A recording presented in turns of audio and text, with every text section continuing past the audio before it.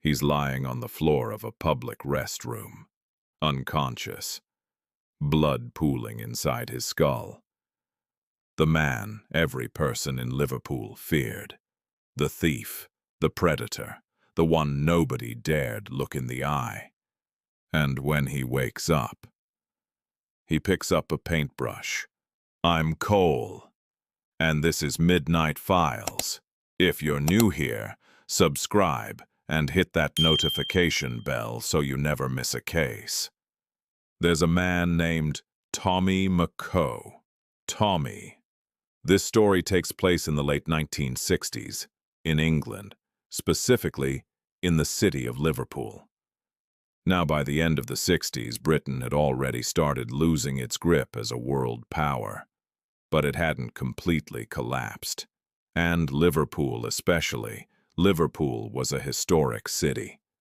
It still pulled in tourists. It still had culture, identity, life. So even with the economic shifts happening across the country, it was genuinely hard to find a truly destitute family in Liverpool.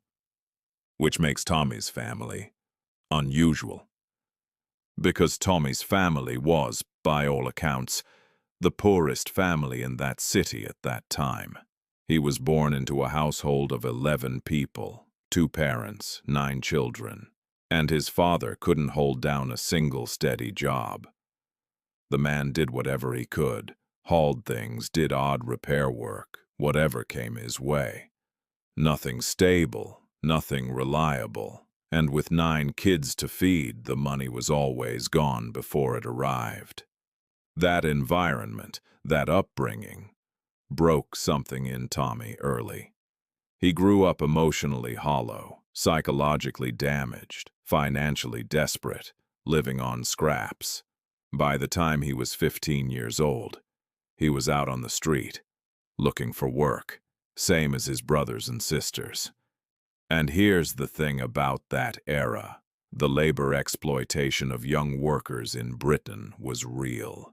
Kids who worked for shop owners or small businesses weren't always paid actual wages. They were paid in food, paid in clothing, paid in a place to sleep, especially the young ones.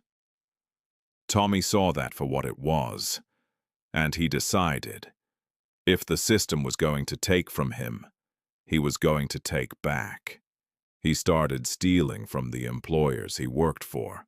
A supermarket hired him to stock shelves and organize merchandise. He stole from them, brought the goods home to his mother, his siblings, his father. They fired him. He went to the next shop, stole there too, then the next one, then the one after that. Until eventually he stopped bothering with employment altogether. Why work for people, he thought, when I can just take from people on the street? And that's exactly what he did. Tommy grew up surrounded by fights, theft, and violence. He got bigger, stronger, built a physically intimidating frame, and he used it. He'd spot someone in an alleyway, a nice watch, an expensive coat, and out came the knife. Give me everything you've got. Sometimes he didn't even leave them their clothes. He didn't spare anyone, not men, not women. If he crossed a young woman on the street, he'd rob her, her money, her jewelry, and sometimes, it didn't stop there, he assaulted them, violated them.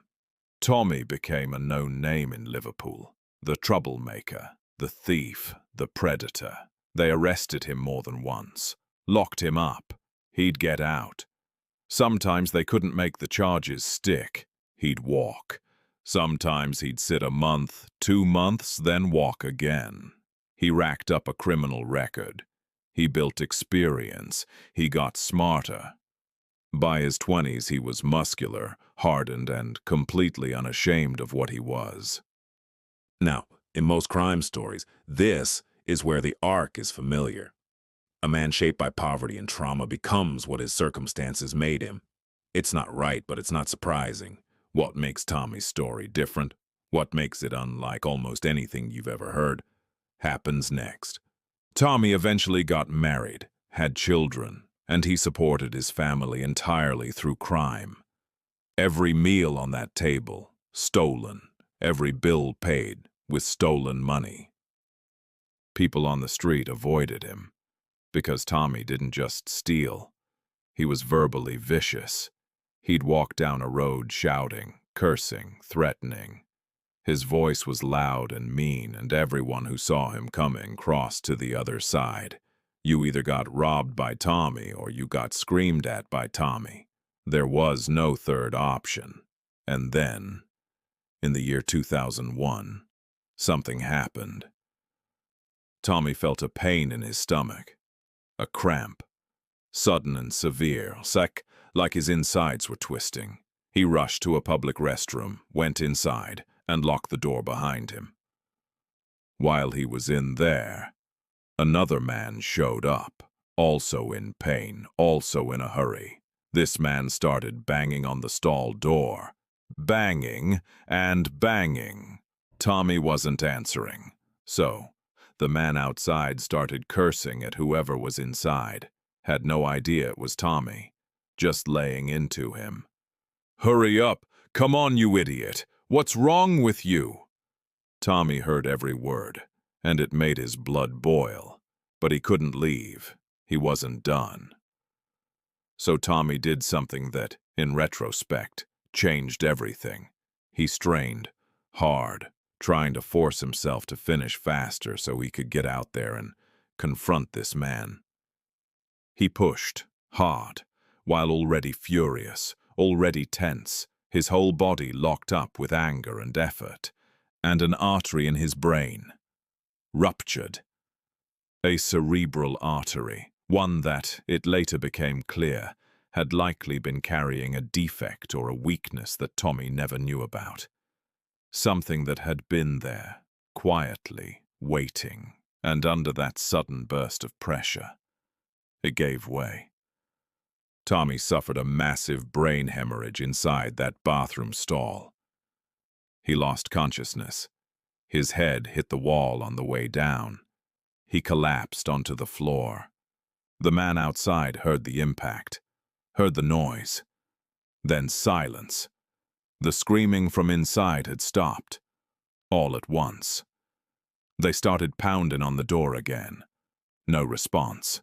They kept hitting it, calling out, until finally, after several hours, they forced the door open. And there was Tommy, flat on the floor, unconscious. They rushed him to the hospital. The doctors discovered the ruptured artery. After a series of tests, scans, and imaging, they performed surgery. They opened his skull, and they confirmed the strain had triggered the hemorrhage, and the artery itself appeared to have had a pre-existing weakness that had finally given out under pressure. Tommy went into a coma.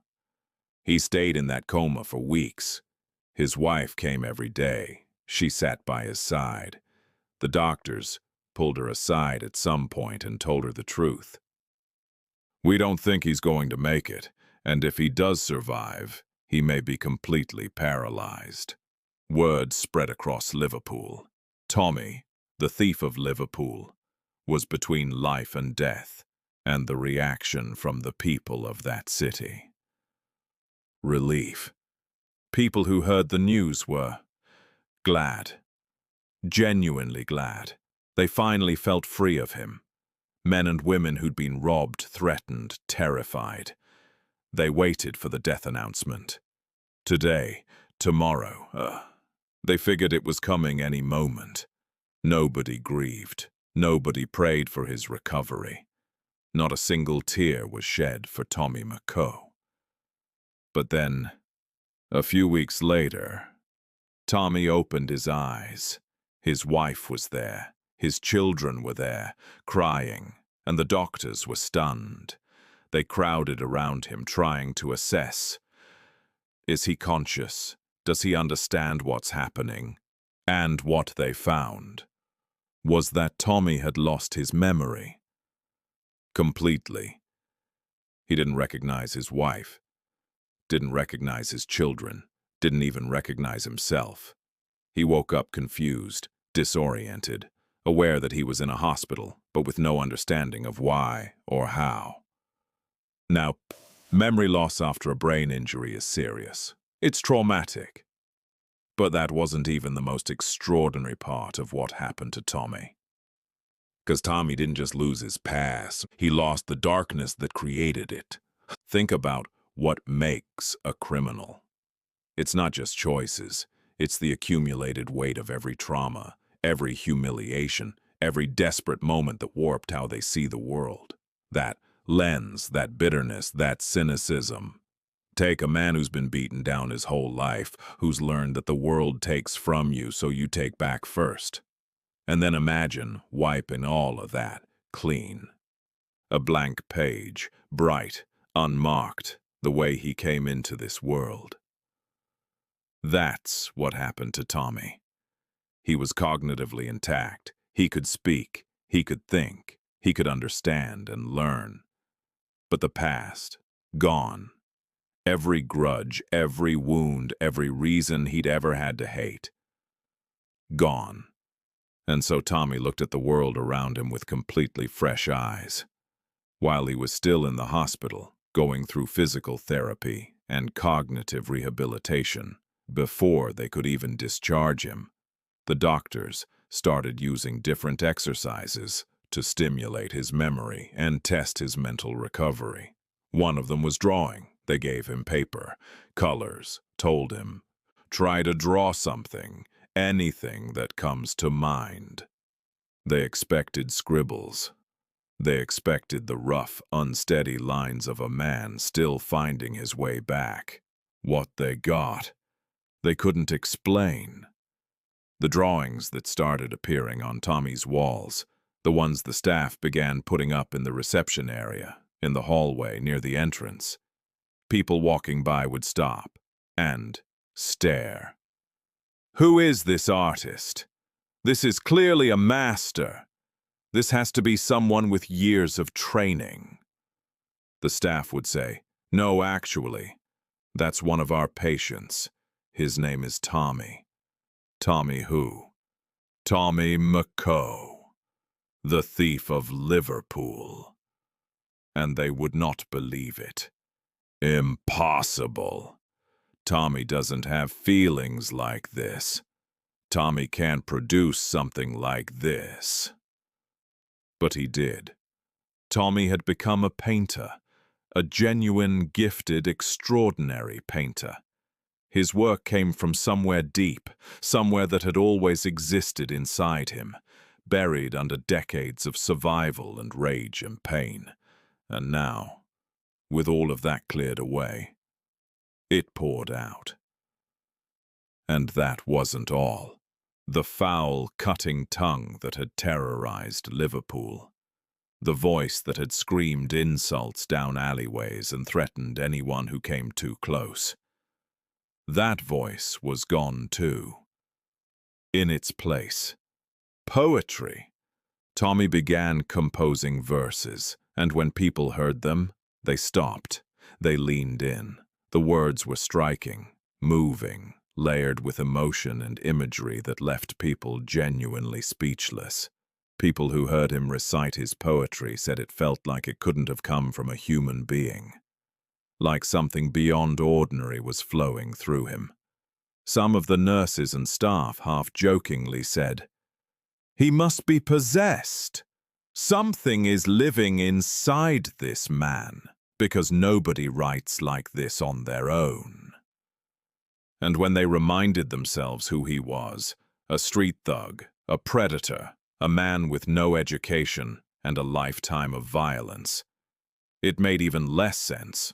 Word got out. The media caught the story. Journalists started writing. The poet, the painter, the artist, Tommy McCoe, the man whose life flipped completely. From thief and predator to a soul overflowing with feeling and creativity. People who had once fled from Tommy now flocked to him. The same world that had wanted him dead was now fascinated by him.